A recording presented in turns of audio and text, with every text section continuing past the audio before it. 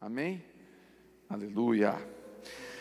Quero ler com você um texto abra comigo, por favor, Atos dos Apóstolos, capítulo 19. Atos dos Apóstolos, capítulo 19. Aleluia. Tua voz é tudo que eu preciso ouvir. Tuas palavras me dão direção. Tua voz, a tua voz é tudo que eu preciso ouvir. Tuas palavras me dão direção. Me fazem crer, me fazem crer, me fazem ver. Se tornam para os pés o chão. Me fazem crer, me fazem ver, me fazem crer. Eleva o meu coração, eleva o meu coração. Sim, eu creio, sim, e sobre sua palavra eu me movo, mesmo que sobre as águas. Sim, eu creio, eu me movo, mesmo que sobre as águas. Diga meu coração, a te ouvir e obedecer, te obedecer. Meu coração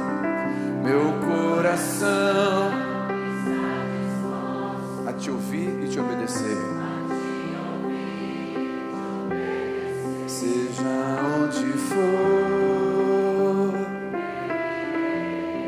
seja onde for,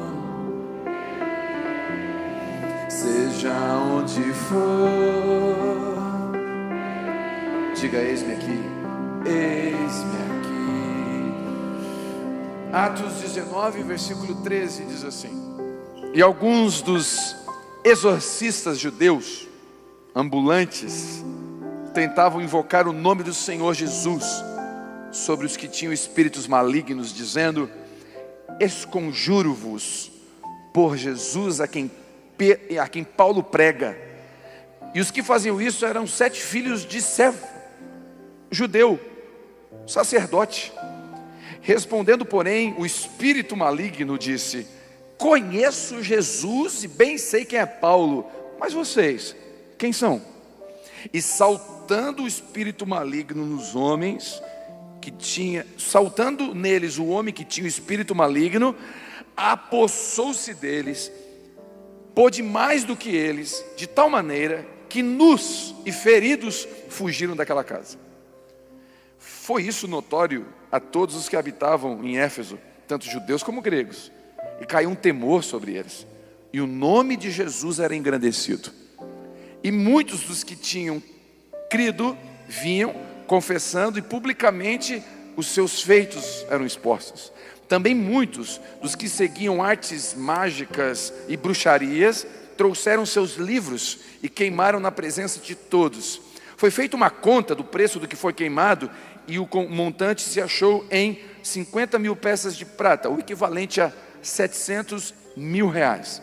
Assim a palavra do Senhor crescia poderosamente e prevalecia. Diga amém.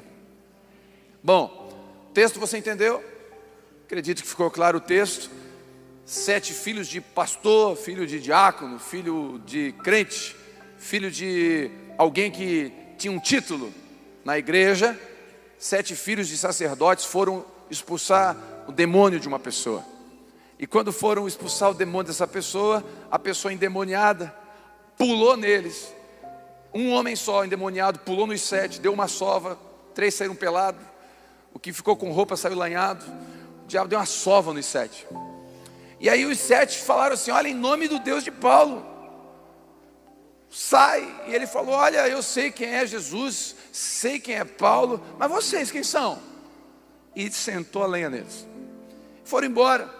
Houve um temor naquele lugar. Gregos, várias etnias ouviram do que aconteceu, e o comentário na cidade que rolou: gente, Você soube o que aconteceu lá na casa do fulano? O que foi? Os 7 filhos de pastor lá foram expulsar um demônio, o demônio deu uma sova nos 7. E começou, deu uma sova nos 7. Começou o comentário na cidade, o temor veio, as pessoas começaram a ouvir o evangelho e foram perguntar o que aconteceu, e aí as pessoas começaram a se converter, ao ponto de pegar os seus livros de bruxaria, fizeram uma fogueira na praça, incendiaram, o valor em torno de 700 mil reais, em livros, em estudos, em objetos consagrados a demônios. E aí a palavra de Deus crescia. Isso aqui para mim é um avivamento. Isso aqui para mim é um avivamento. A palavra avivamento não está na Bíblia em lugar nenhum. Muita gente fala de avivamento, mas não está na Bíblia, em lugar nenhum a palavra avivamento. Só tem uma referência de avivamento, que é Abacuque, que há uma oração dizendo: aviva a tua obra durante os anos, à medida que os dias passam. É a única referência. Mas a gente entende que avivamento é homens mortos vindo para a vida, pessoas perdidas sendo encontradas, pessoas indo para o inferno, agora indo para o céu. Avivamento é quando o Espírito Santo começa a convencer o pecador do pecado, da justiça e do juízo. E para mim batizar 600 pessoas é um foco de avivamento. É algo que Deus está fazendo e não tem a ver com Telmo, não tem a ver com rodar num pé só, não tem a ver com língua estranha, tem a ver com a palavra de Deus pregada e uma ação do Espírito Santo no coração das pessoas. Tem a ver com algo sólido, não com barulho. Então avivamento para mim é quando o homem morto começa a viver. As pessoas sem esperança começam a ter esperança. Pessoas sem Deus começam a buscar a Deus. Como a gente viu aqui no final do culto, das 5 horas, um jovem procurou, me salva, ele chorando aos prantos. Ele falou, eu me envolvi com bruxaria, com tudo, mas eu quero deixar tudo. Essa palavra foi para mim, eu preciso de Deus, como é que eu faço? Eu falei, então, ora comigo para entregar sua vida para Jesus agora. E ele começou chorando, entregou a vida para Jesus. Ele falou, eu vou queimar todos os meus livros e eu vou me batizar no dia 15. E é só o Espírito Santo que faz isso. Não tem como eu produzir isso. Eu não convenço ninguém aqui a nada. Eu sento com homens para aconselhar às vezes, e esse homem me ouve, eu ministro, eu falo, ele vira as costas e segue fazendo o que fazia, porque eu não consigo convencer. Se o Espírito Santo não agir, isso é avivamento. Quem quer ver um avivamento na sua vida? Eu quero viver um avivamento na minha casa, a começar pela minha vida, a começar pelo meu relacionamento com Deus. Então não espere um grande avivamento. Busque a sua vida ser avivada, a sua vida andar com Deus, com o Espírito Santo.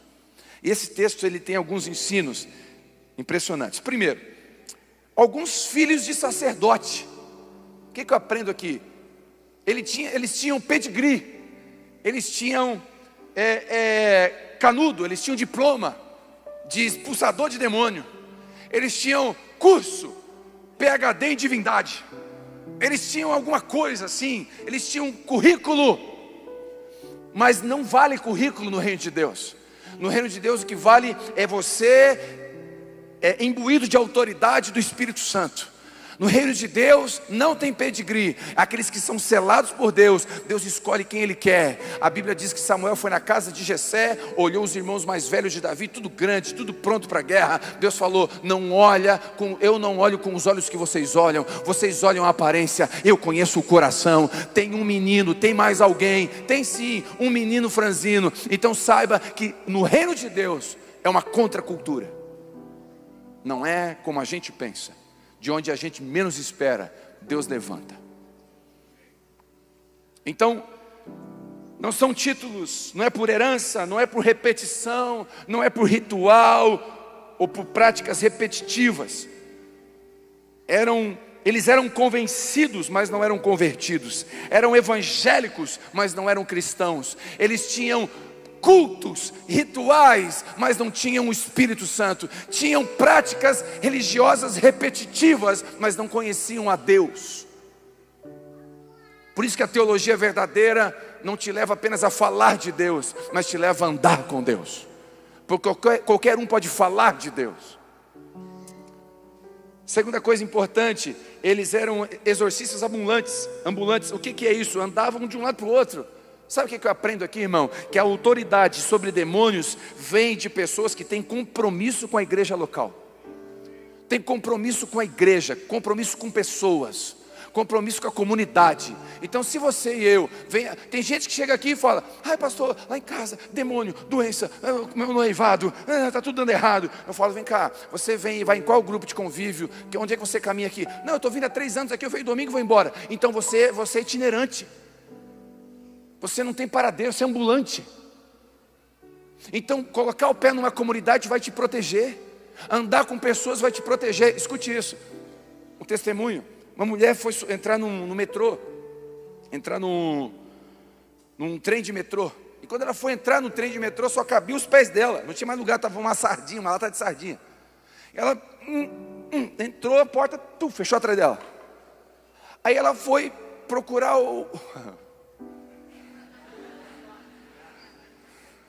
Que raio, tem umas coisas que ficam na nossa cabeça. O segurador. Oh, Senhor amado.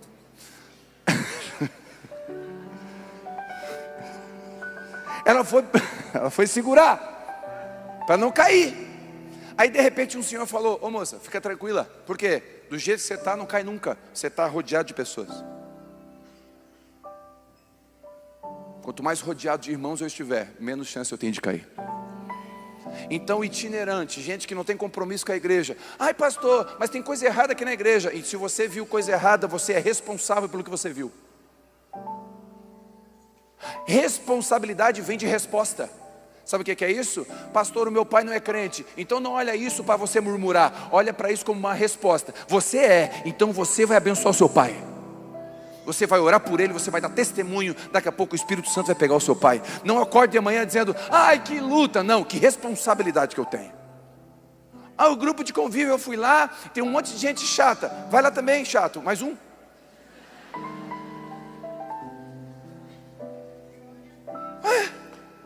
Tem gente que acha que é semi-querubim. Ai, lá tem uma pessoa assim, lá tem outra assado, lá tem os irmãos que não levam nada, mas é o primeiro a comer. Hashtag fica a dica. Não tem? Irmão sem noção. Tem irmão que é sem noção. Não traz nada. É o primeiro lá na mesa. E nem sai, fica ali. Aí você pensa: irmão sem noção. Então se você percebeu que o irmão é sem noção, você tem uma responsabilidade sobre ele agora. Chama ele e fala: irmão, sem noção, vem cá. Deixa eu te explicar uma coisa. Aqui tem mais gente. A Bíblia diz que deve dividir as coisas. Você não traz nada. Está tudo bem, você não traz nada. Mas por que você não traz nada? Aí talvez ele vai dizer assim: irmão, deixa eu te pedir perdão. Eu estou com a conta atrasada. Eu não tenho dinheiro. E quando eu venho direto do trabalho. A única refeição que eu faço é aqui. E você vai descobrir na responsabilidade de que é um irmão não sem noção, mas que precisa de você. Posso ouvir um amém? Isso é corpo, isso é não ser qualquer um. É andar, é estar junto. E a gente com ferro vai se afiando, vai crescendo. Ai pastor, mas lidar com gente é ruim. Feliz foi Noé. Noé foi um bem-aventurado.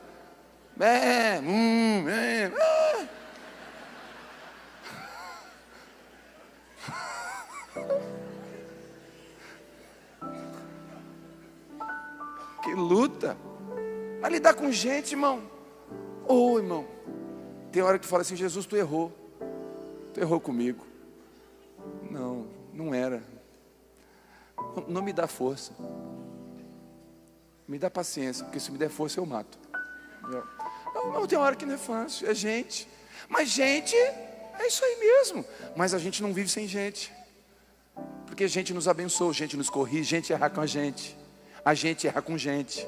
E a gente é gente. Então você vai errar também, ô semi-querubim. Você também erra. Talvez você leva a comida, não é sem noção, mas é julgador.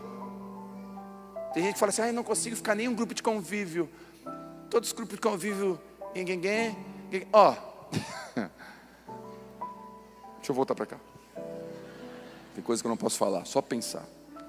Então quem é ambulante não tem autoridade. Irmãos, tem pastores que ligam para cá, cantores que cantam música que a gente canta aqui, que falam assim: eu estou passando por aí, eu não conheço você. A minha resposta é essa, querido: você tem uma música, mas eu não conheço você. Hoje mesmo tivemos uma notícia de um grande homem aí de oração nos Estados Unidos. Um homem, grande. Um monte de gente falou: traz esse cara na Abapá. Eu falei: não conheço ele.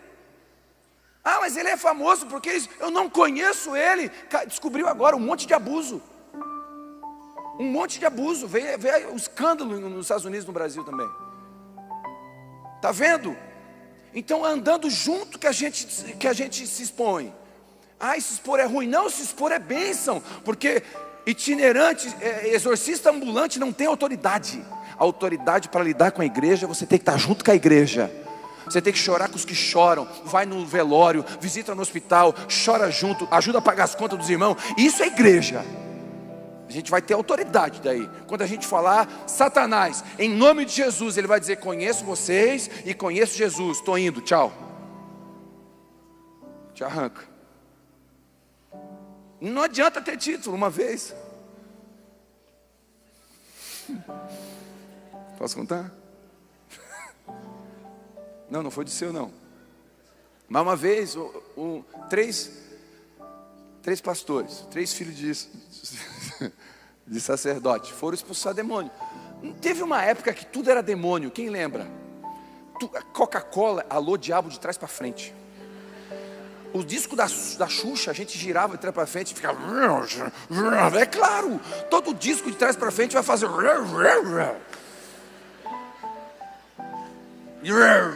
Não é demônio, é um barulho. Lembra das músicas? Persegui os inimigos e os alcancei, os destruí, os atravessei. O irmão vinha visitar o culto e dizia: meu Deus, avisa ele que eu sou amigo. Porque a gente no culto é tipo Hulk, gospel. Não podia ver um demônio que queria esmagar. Não era, tudo era batalha espiritual, tudo era demônio. Tem um monte de gente aqui que jogou produto da Disney fora, que era demônio. E aí nessa época que tudo era demônio, aí era tudo demônio. Aí não sei se você lembra, tinha uma forma de expulsar demônio que era tipo assim, tirar palanque do banhado, assim ó. Vai saindo. Vai saindo. Quem lembra? Era assim ou não era? A pessoa ficava na cabeça: vai saindo agora, vai manifestar. Quem lembra? Não era assim? Não era palanque de banhado? Não é assim, vai saindo. Aí tinha um irmão que foi no culto, não vou dizer onde é. Tinha um irmão que foi no culto, aí começaram a fazer assim com um irmão. Só que o irmão tinha 2 metros de altura, 1 de largura, lutava jiu-jitsu e muay thai. E o cara lá, bombadão, sentado no culto, visitando a igreja. Aí, fecha os olhos todo mundo. Sentado. Aí o cara começou na cabeça dele: levanta. O cara levantou, com o olho fechado. Vai saindo agora. Fala o teu nome. De onde tu veio? Da costeira. Aí vai. É que tem demônio que fala com sotaque, né? Aí vai.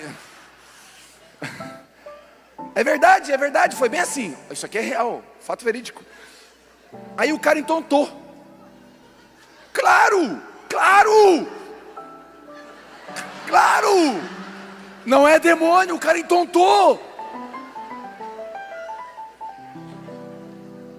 É verdade.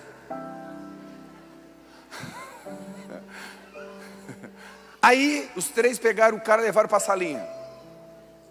Um tinha essa altura, o outro essa grossura, os pastores.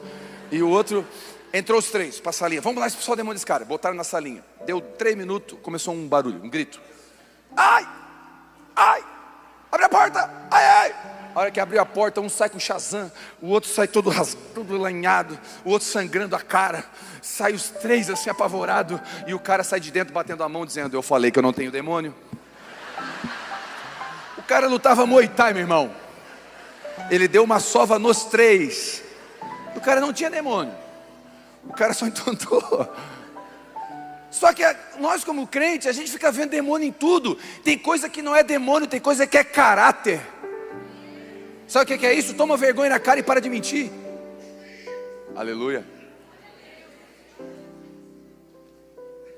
Não adianta expulsar demônio. Ai, pastor, eu estou com o espírito da preguiça. Só sai com cinta. Tem espírito.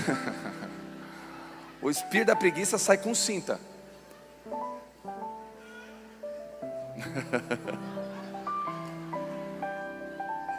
Fala comigo assim: a minha autoridade está em Jesus e no corpo de Cristo.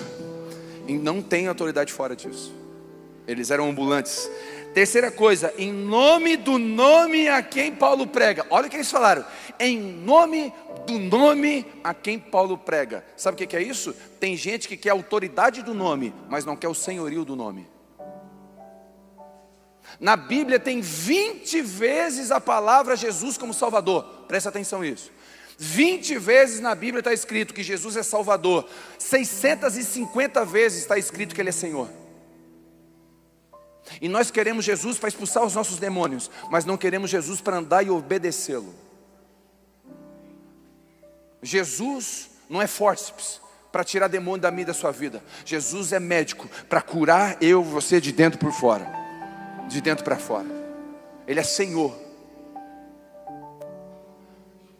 Então, esse pessoal queria o Deus do Paulo, mas não queria andar com o Deus do Paulo. Eles queriam a autoridade do Deus do Paulo, mas não queriam andar com o Deus do Paulo. Eles queriam o poder do nome de Jesus, mas não queriam andar com Jesus no senhorio de Jesus. Em nome de Jesus, não é macumba, não é feitiço. Tem gente que acha que botar a mão em alguma coisa, em nome de Jesus, eu determino, vai resolver. Primeiro que você não determina nada, quem determina é o Senhor. Posso ouvir um amém? Eu e você não determinamos nada, é o Senhor que determina. A Bíblia diz e ensina: se o Senhor quiser, isso vai acontecer. Se for da tua vontade. Não existe salvação sem senhorio. Não existe. Respondeu o espírito maligno: conheço Jesus e sei quem é Paulo. Isso aqui, não sei você, mas isso aqui me dá um sentimento de alerta. Os demônios conhecem você. Os demônios conhecem a gente. Olha o que o diabo disse: eu sei quem é Paulo. Sabe o que eles estão dizendo? Paulo perturba a gente. Paulo tem autoridade. Eu sei quem é Paulo. Imagina os demônios se reunindo: gente, Paulo está perturbando a gente, hein? Paulo está incomodando. O que a gente faz? Não dá para fazer nada. O cara é uma benção, o cara está na mão de Deus. Ele fala em nome de Jesus e a gente tem que sair. Ele só tem um defeito, ele é flamenguista, mas também dá para perdoar, porque também não tem muita influência. Os demônios estavam ali. Paulo, pensa os demônios conversando sobre você. Olha o mundo espiritual como é violento. Olha como é forte o mundo espiritual, como é real. Os demônios conhecem a gente. Eu sei quem é Paulo. Um dia eu estava quando a gente vive começamos a namorar, eu tive uma experiência, eu fui num culto. Fui no culto da Igreja do Universo.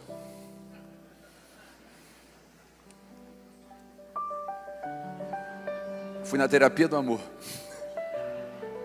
É sério, estava começando a namorar, vim da Igreja Católica. Estava naquele negócio assim: quero Jesus, quero conhecer mais. E me convidaram, fui. Me deram a rosa ungida lá. E eu estava lá. E foi a primeira experiência que eu tive com o demônio. Porque eu estava lá e manifestou lá. Daí começou a entrevista, dia de onde, aquele negócio. E eu fiquei de longe assim. O que é isso? Aí o demônio, aí o demônio apontou para mim e para a Vivi: eu quero eles. Eu falei: ih, é sério? O demônio apontou na minha direção. Eu falei: o que é isso? Aí o pastor olhou para nós: o que foi, diabo? Daí o diabo apontou: eu quero destruir eles. Apontou para mim e para a Vivi. Eu falei: o que eu fiz? A Vivi: não, isso é demônio. Como assim? Porque a Vivi já tinha uma experiência. Eu falei: o que é isso? É demônio. E o diabo quer me matar por quê? Daí o diabo começou a falar: porque eu vou destruir eles, porque eles não vão fazer aquilo que Deus tem para eles. E começou a falar. E o pastor olhou para mim e falou: tu é daqui? Eu falei: eu não sou de nada. Eu estou num processo. Eu estava lá, agora eu estou aqui, eu não sei onde eu estou. Eu não sei. Aí o diabo: eu vou matar eles. Eu falei: amor, vamos embora. Vamos embora, que o diabo quer matar a gente. Eu não entendia nada de mundo espiritual, de nada. Mas aquele dia, com certeza, os demônios já começaram a ver um selo do Espírito Santo sobre mim e sobre a Vivi. Algo que Deus queria fazer. Mas no dia eu me apavorei, hoje eu dou glória a Deus. O diabo me identificou. Mas no dia eu falei, meu Deus, por que ele quer matar? O que eu fiz para ele? Eu sei que eu fiz besteira no Morro Estevão, mas para ele eu não fiz nada. Não devo nada para ele. Olha que coisa interessante. E vocês quem são? Eu sei quem é Paulo, mas vocês, ele está dizendo assim, vocês não têm autoridade nenhuma. Quem são vocês? Isso aqui é interessante, a nossa identidade tem que estar em Jesus, não nos títulos, nos ministérios. Eu sou filho do sacerdote, grandes coisas. Eu fiz teologia, grandes coisas. Eu caminho com um apóstolo tal, grandes coisas. A única coisa que você poderia dizer é o seguinte, quem somos nós? Sou filho do Deus Altíssimo e tenho autoridade do nome de Jesus. Vai embora. Isso é autoridade. Eu sei quem eu sou. E a nossa identidade está em Cristo. Tudo em nós está em Cristo. A minha autoridade está em Cristo. A Bíblia fala que eles saíram nus e feridos. A primeira coisa que eu aprendo aqui é que o diabo quer nos envergonhar. É papel do diabo deixar a gente nu. Sabe o que é que ele faz? Ele faz a gente fazer o pecado e tira, para a gente ficar envergonhado. É do diabo nos expor. É do diabo nos envergonhar. É do diabo fazer a gente cair em laço do tipo pirâmide financeira, que promete 8, 10, 15, 20% de lucro. Quem oferece isso é o diabo, porque depois ele tira 100% do que você colocou. É a estratégia do diabo fazer homens e mulheres pegar aplicativos de aposta e começar a colocar dinheiro em aplicativo de aposta esportiva, e daqui a pouco começa a vender coisa para suprir o vício, porque todo mundo sabe aqui que vicia. Você começa a ganhar e perder, depois para ganhar o que perdeu, começa a botar mais, e daqui a pouco vende de casa, perde casamento, porque o diabo dá com uma mão e tira com as duas. E tem homens e mulheres aqui que talvez dedicou tempo no YouTube, fez curso para entrar nessas coisas de apostas e entrar nessas coisas, e você não tira um livro para ler em um mês para como cuidar da sua esposa. Cuidado com as estratégias do diabo. Ele gosta de nos envergonhar. Infelizmente no Brasil teve aí um sheik dos bitcoins que enganou um monte de pastor que pegou dinheiro da igreja e colocou em pirâmide financeira. Sabe o que é isso? Com todo respeito, eu acho que eu estou de pé. Eu acho. Quem acha que está de pé, cuide para não cair.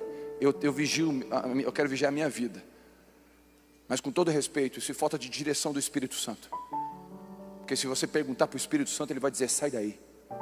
Porque o princípio para você prosperar é trabalhar, suor do seu rosto e ser generoso. É aqui que é o princípio para prosperar.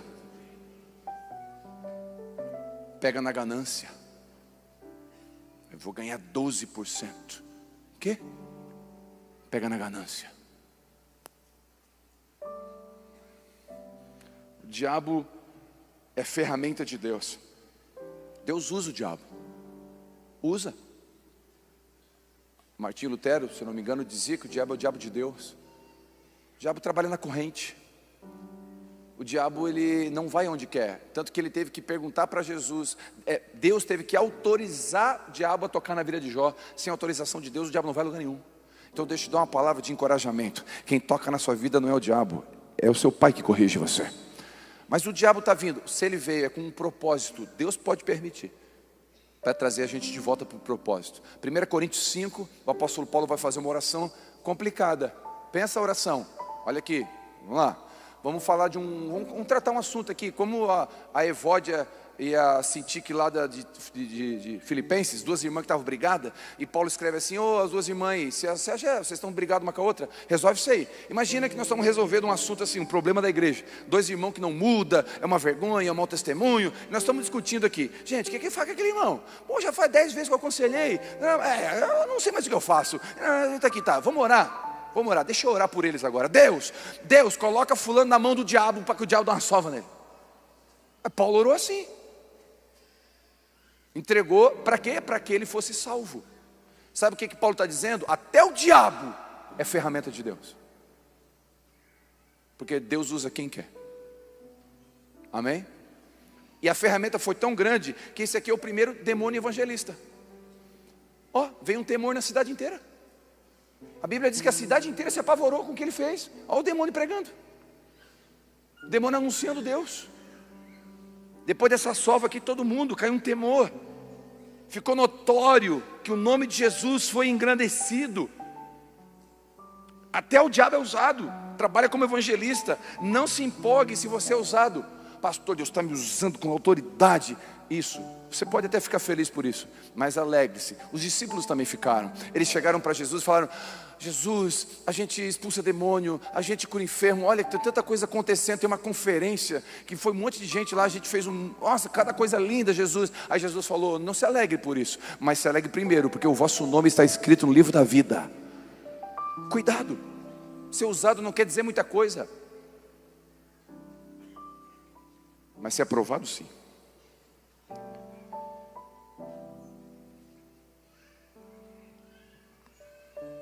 E foi notório que para todos os que habitavam em Éfeso, judeus e gregos, há um avivamento. E quando ocorre um avivamento, o texto diz que o nome do Senhor é engrandecido. Sabe o que eu sei quando está um avivamento acontecendo? Não é o nome de um pastor, não é o nome de uma denominação, é o nome de Jesus que é engrandecido.